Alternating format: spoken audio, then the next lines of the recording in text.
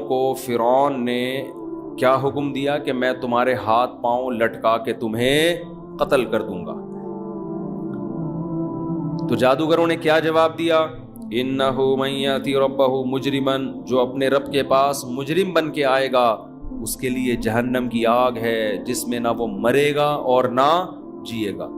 تو ہمیں مار دے، تو کیا سزا دے سکتا ہے؟ لیکن اللہ جو سزا دے گا وہ تیری سزا سے بہت بڑی ہے.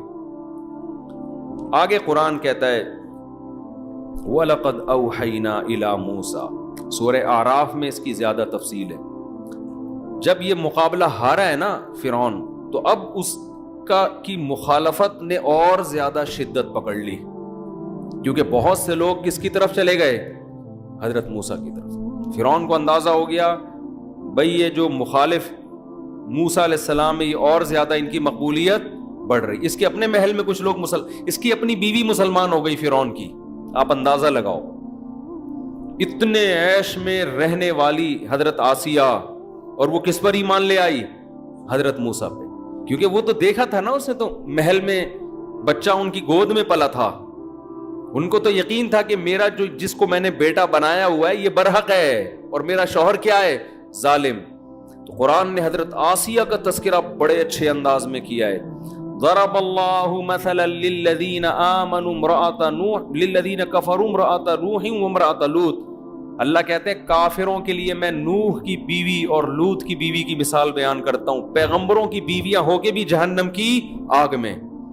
اور ایمان والوں کے لیے اللہ نے دو عورتوں کی مثال دی. ایک حضرت مریم جنہوں نے اپنی عفت کی حفاظت کی، ایسی حفاظت کی کہ ایسی پاک دامنی کہ قرآن ان کی پاک دامنی پر گواہی دے رہا ہے. انتہائی پاک دامن، عبادت گزار، جس کے نتیجے میں اللہ نے کیا معجزہ دیا کہ بغیر شوہر کے عیسیٰ ابن مریم پیدا کر دیا، ایک معجزہ ظاہر کر دیا.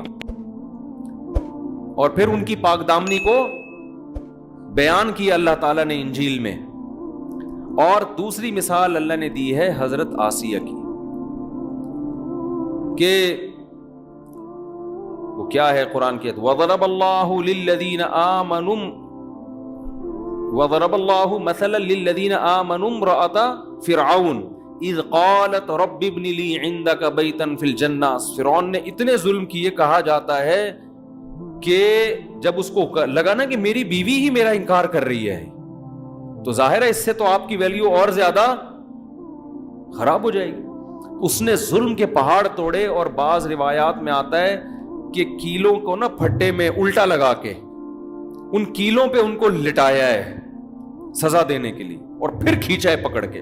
تو کس قدر اذیت سے ان کی شہادت ہوئی ہوگی. لیکن جب یہ عمل اس نے کیا، کیلوں پہ ان کو گاڑا ہے، تو انہوں نے اللہ سے دعا مانگی رب ابن لی عندک بیتا فی الجنہ، اے اللہ فرعون کا محل مجھے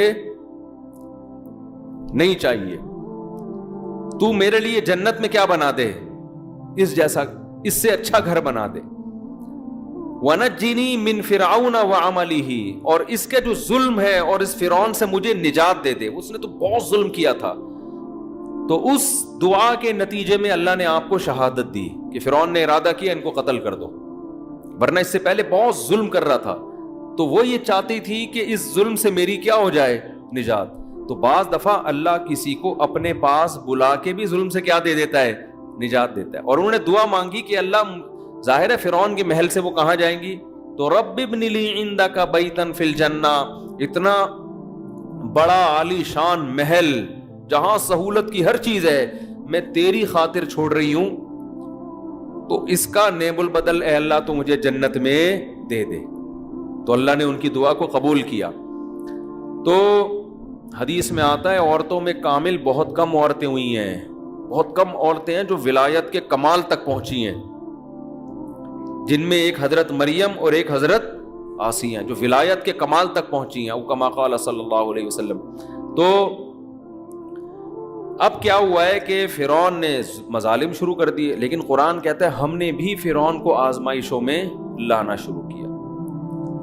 ارسلنا علیہم الطوفان والجراد والقمل والضفادع والدم، مختلف قسم کے نا عذاب فرعون پر آنا شروع ہو گئے.